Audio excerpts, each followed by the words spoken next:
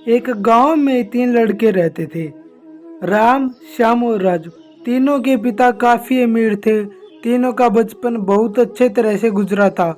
उनके माता पिता कभी भी उनकी कोई भी मांग को अनदेखा नहीं करते थे।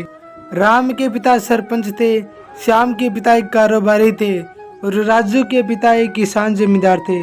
छोटी उम्र से ही उन सबको लाड प्यार ने ऐसा बना दिया था कि ना तो उनको उस मेहनत का पता चला था और ना ही उनको समय की परवाह थी।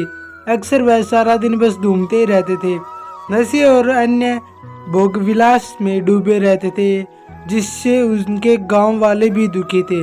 सरपंच और बड़े लोगों के बच्चे होने के कारण उनकी कोई शिकायत कर पाते की हिम्मत नहीं करता था, जिसके उनका मनोबल और बढ़ गया था।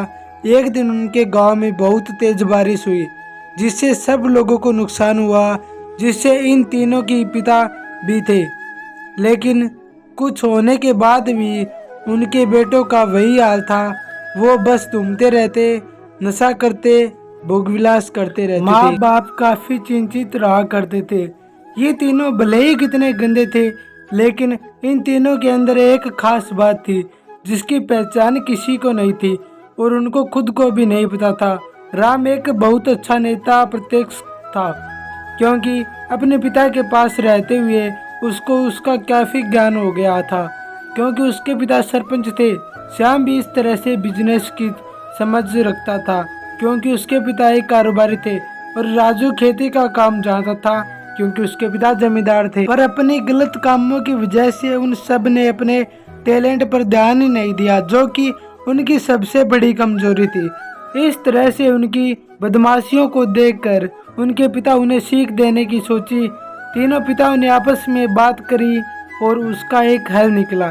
तीनों पिताओं ने अपना अपना काम अपने अपने बेटों को सौंप दिया, जिससे उनको समय की कदर का पता चला लग सके।